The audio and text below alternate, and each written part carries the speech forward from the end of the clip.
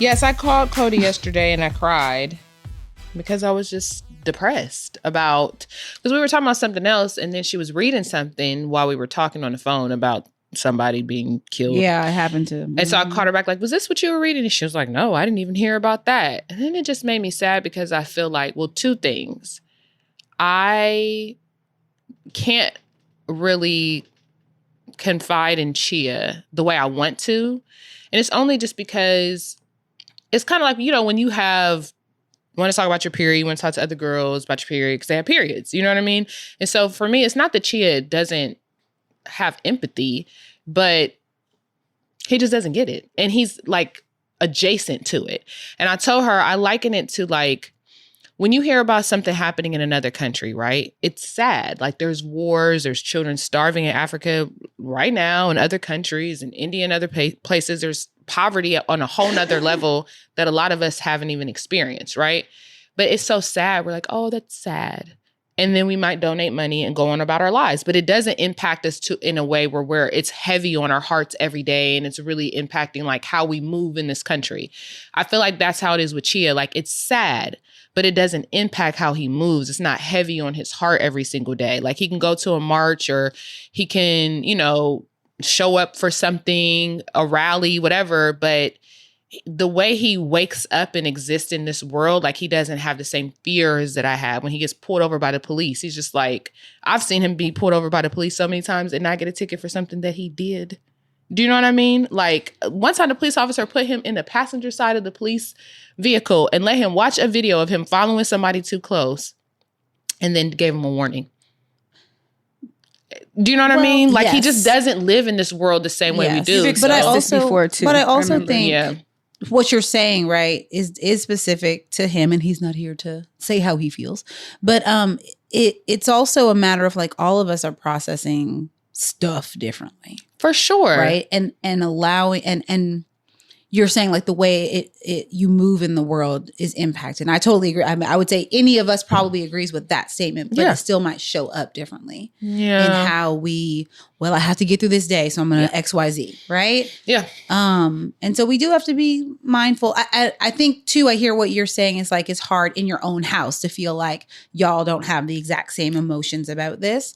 But I think when I hear you say that, it's like same with Tommy, and he a black man. And it's not because he doesn't feel it. The way he shows up, the way he shows it, the way it impacts him, the way he chooses to or not to let it like stay with him the rest of the day is just different. So what I'm saying is I relate, but I think that or maybe he doesn't express it to you that the way it impacts him. I mean, I'm only using Chia as an example because I think about that when I think about real change happening, and I feel like a lot of white people have that experience where if we really expect for things to change, I'm just trying to think about how that's really going to happen when the people in power, it's not sitting with them the same way that it does us. And that's more so my issue is that... Girl, same with gun violence. And then there's all kind of kids dying through that. Yeah. And adults. Yeah.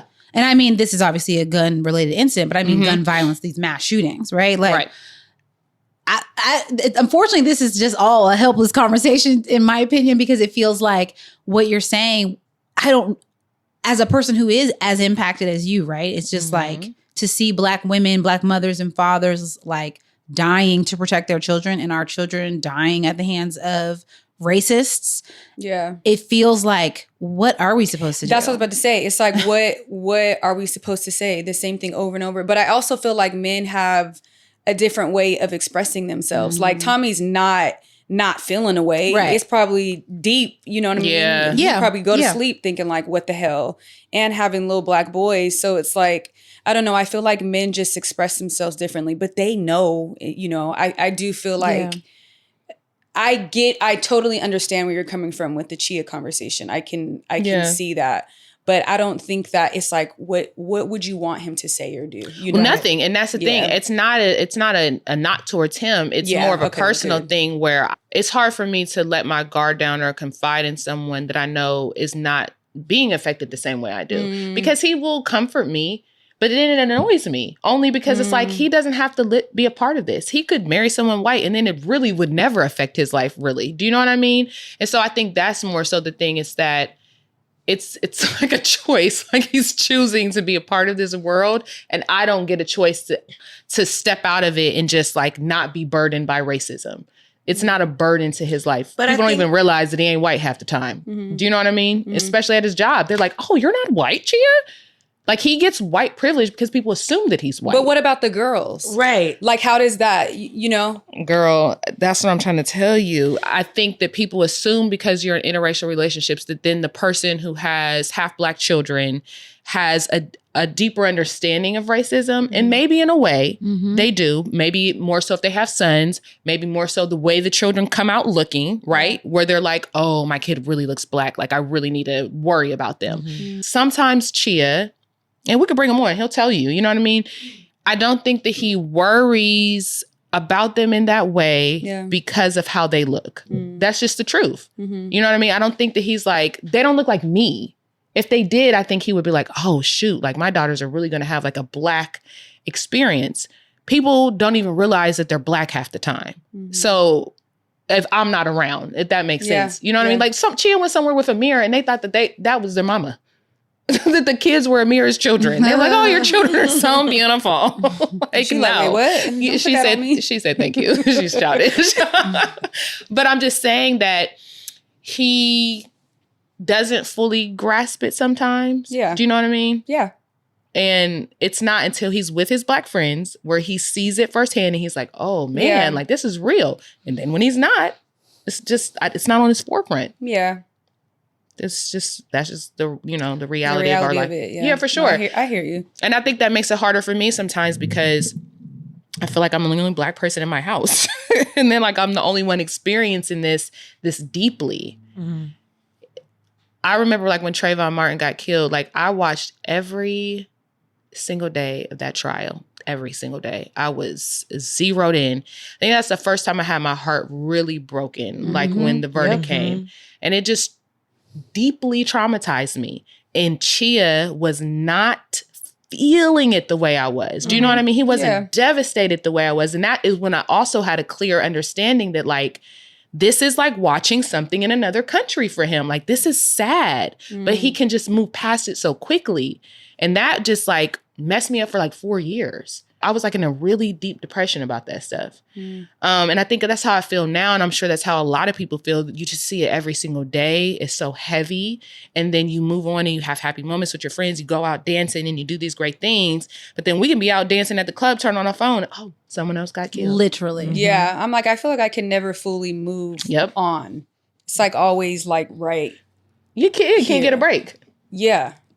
I don't know. No, yeah. But that's not, like, there's this level of, it's sad to say, but like, it's equally impactful. And then we're also like becoming desensitized. It's like every time. Yeah. It's like, oh, another shooting. Yet you walk around your day feeling this heavy sense of energy. And you're like, what is that? Yeah, oh, it's because I'm carrying the weight of this trauma, this social trauma that I exist in, that my children have to grow up in. And, you know, that's a hard thing to process. And, it's like a spiritual weight. And then it's like, okay, so what can be done? And it feels like nothing, right? You're like, we're carrying it. We want to fix it. Right. Do we just wait till all the racists die? Is this what we're waiting for? Girl, no, because they're raising their kids to be racist. That's what I'm saying. Like, it's just, do you guys feel like it's going to get better?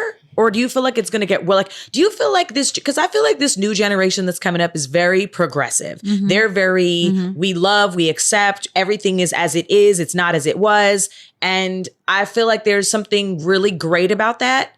And so I'm just kind of hoping that in some positive way that like, you know, this new generation is gonna be like, yeah, we don't tolerate this racist shit no more. Like that shit is very baby boomers. I was we're not doing telling that. somebody that. Wait, was I don't know if Ashley I was talking to one of y'all, but I was saying I was squinting, like side-eyeing. I'm looking forward to these like old racist people to just roll on over and cross on over so that the newer generation, like you said, can just be like, we don't believe in that actually, you know. Yeah. Ashley's making a lot of faces, but I just want to co-sign before we move on to Ashley, because for me, it's like the only effort that I know to do is to focus on the children. And I mean focus on the children, like pour into them, but also like whatever I can do to impact the school and like what my children's classmates are seeing and understanding about different cultures, etc. Okay, Ashley, what you got? No, I don't need to talk. I'm just like that. That's really cute for you guys that you believe that. Lord. That's cute for y'all. We don't, but we're hopeful, right? Yeah. I'm just hoping. I don't know. Me too. I'm like, I'm choosing to be hopeful. You know, I won't be here, but I am choosing to be hopeful. I mean, that's all you can do, because what's the alternative? Right. Yeah. You know, to be real with yourself. And then what? We're real. We're living in the real right now. Be real. The world that we live in, I think you find joy in the pockets that you can. You teach your children to find joy. You teach your children to be progressive. You show up in their schools, like you guys are saying. You do programming and everything you can to try to really influence and make a mark on young children, but also realizing that this is like, I just think it's a life cycle, that it's always been this way. And yes, things get a little bit better for sure. I'm sure there's people that are way older than us that would be like, okay, this is better than, you know, Jim Crow and things that existed. But then sometimes it's like, because to me, it's always just like another form of it. Do you know what I mean? Like my mom, I remember she was like, when we went to Black Lives Matter protest, and she was like, you know, she was like, this is really beautiful that it's me, you, and Amir, 3 generations. She was like, it's also very sad because my granddaughter is protesting. And when I was protesting, I thought that I was protesting. So she doesn't have to. Yeah, so then my daughter didn't have to. And now my granddaughter's here protesting. And so she was like, you know, it just seems like it just comes back around. Like we have a little bit of change, then it comes back around. And so sometimes I feel like when you think about the world and how it began and how it is and how different it is even in other countries, like how bad it is in some areas, like things that we just don't think about. It to me, sometimes it feels like silly to even think that things are going to really be better, knowing like that how other people live, if that makes sense. So I don't know. I just feel like I don't find joy believing that it may get better. I think I find joy in just trying to find joy, if that makes sense. So do you feel like you just don't have faith in humanity in general? Sometimes. Yeah. I would like to. I have faith in us and I have faith in people that I know that I really see. But do I have faith in the government? No. I think that's what it is. It's not even really overall just like humanity, more so like how our worlds are ran and how it's so far beyond our own comprehension and all the things that happen with laws and stuff that we just don't even know about. I just feel like we're like living in la la land intentionally, and things are happening around us that continue to keep this cycle happening that we're not even a part of. And that's really the deeper issue.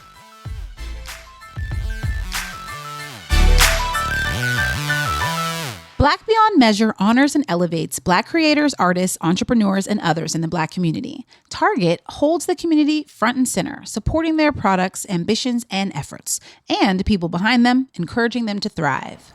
Booyah. And look, we know that the world is stressful. We know that motherhood is at least 5 jobs rolled into one title, plus the other jobs that you need to do. That's why it's important to find those little moments, to embrace the soft life and find that inner glow. And that can look different for everyone too.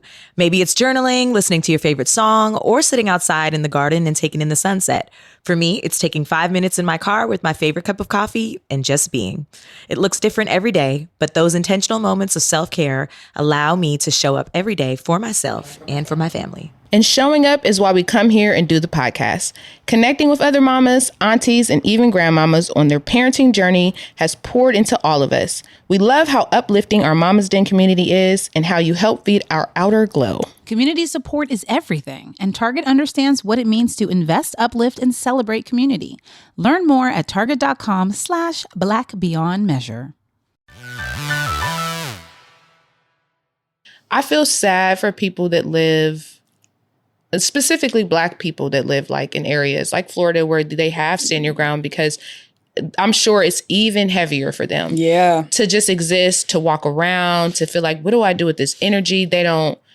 They might not want to protect themselves. You know what I mean? In the sense of like, we always joke about protecting our children, and I'm gonna run up on somebody if they say something to my kids, but like, that's what the lady do that in Florida. No, but that's what the lady did. Someone hit her child. She got a different reality. They took her child's iPad. Yeah, and threw at her kid, and she can't. And that she basically baited her to come over for sure. But it's like, just imagine the feeling of that being so like that's a rage that probably lives inside of people when you feel like your power is taken from you and people can do whatever they want to me and I can't even say or do anything because I could get killed. That sounds like what was happening during Jim Crow, during slavery. Do you know what I mean? Like Black people being so fearful and silent and having to let white people spit on them and do all this stuff to them because they knew if they said something that they would die.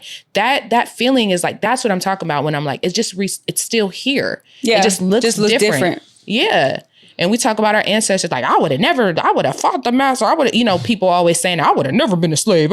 Really? Because we're all doing it now. We just kind of like sit back passively and let the shit happen. I mean, I don't even know what we're supposed to do to change it. Go to rallies, you do all this stuff, but it's like, it's so much bigger than us. And knowing that can be drowning at times. For sure. Just got to get your corner of the world.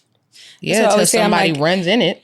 Yeah, but I feel like for instance, what I'm doing right now at Mindful Fee and started the nonprofit entity is like, okay, I feel like if I create this programming for moms and give them a healthy moment of escape, whether it's mental health, their well-being, or creating different experiences, because the world is fucked up at the end of the day. Right. But if I can create programming in these environments, to help them feel a little bit lighter in these moments for like a day or whatever, and the kids, I'm like, I feel like that's my little corner of the world, That's actually I love that. Yeah, and it's like, and not saying somebody not gonna run up, but I'm like, but the whole thing is just like, how do we help you to escape without it being like alcoholism or, substance abuse? Like, why can't it just be a little, just like a fucking safe bubble for a second? No, it's beautiful. But I think all of us do that in a way, like even just your content on Instagram, when you're sharing, Fee, about your experiences. When I really started like tuning into your page, it was you were going through your journey of openly speaking about depression, postpartum depression, and all the things you were doing, working out and all these vitamins you were taking and really taking that serious. I think that to me is like revolutionary work, right? Because you're sharing and using your platform to teach about healing and working on yourself. Same thing with you, Mel, when you were sharing about your postpartum journey and talking about motherhood. And that's like revolutionary work because you're using your audience to teach them about mental health and really taking, like your life serious. And Cody, you spend your life creating content about Black joy and showing Black people being happy and being in love. And it's combating all of the other negative energy that's out there towards Black people. So I do feel like us doing that, me having my Beautiful Me campaign, going into schools, talking to kids, I think that's the piece of advice I would give anybody. Look at you. There's a positive. Come on, you're bringing it back. Come on, She Capricorn. said humanity is lost, but it is. Do the work. Two things can exist at the same time. We could live in a shithole, dumpster fire of a world. Yes. But I think teaching women, mothers, fathers, humans, however you identify yourself, to create that joy, that's the key. Find a way to create joy. Whether it's just being there for your neighbor, cooking them a meal, you know what I mean? Babysitting somebody's kids. You can really make a significant change doing little things every day and just really having that human to human connection and sharing your heart with somebody and helping them in the smallest way. I think that's a good way to not feel helpless. Absolutely. For sure. Yeah, because you can't control everything. So you just have to work with what you can control. Yeah. And that's your own ethos. It's your own environment. Those are your own connections, your own relationships in your own communities. But it also, is important. while we're on that, like, trying to make sure I mean this before I say it, so I might dial it back. But like, also just like remember to just protect your mental health because you don't have to start nothing. You don't have to start sharing on Instagram. You don't have to start writing Beautiful Me books. Like, no, let me do that. And sometimes it can feel selfish though. It can feel like I'm supposed to be doing something to help others. I'm supposed to be whatever. But did you get up today?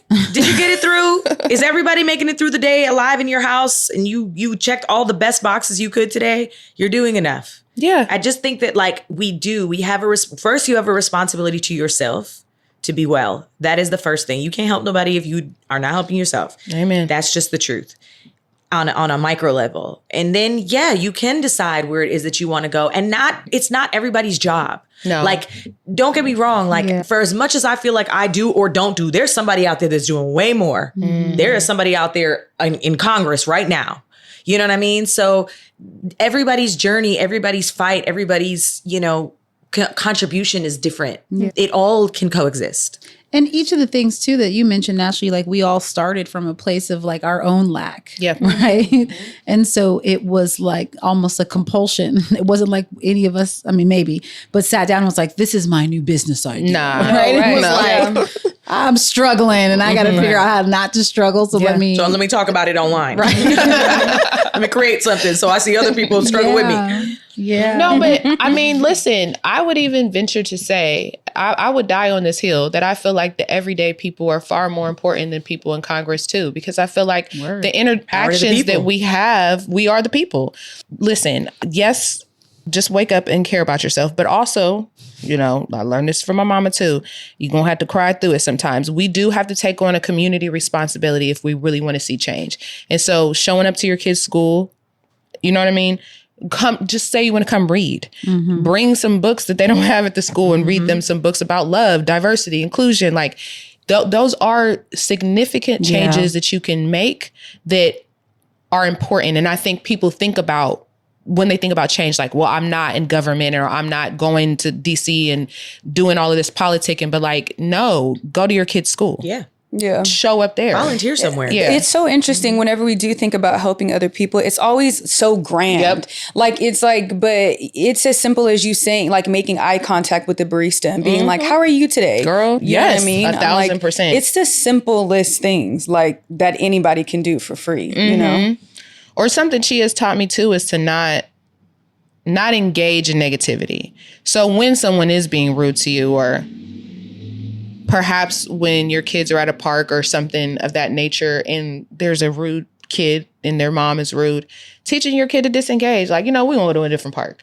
Because I think a lot of times we feel like our power is lost in walking away, but that really is our power by not even allowing that energy into our life, not even engaging with it. Like, you want some other stuff. The fact that you're outside being negative is already a red flag that, like, I don't need to engage. Do you know what I mean? And that's hard, especially for someone like me, because I'd be like to teach somebody a lesson.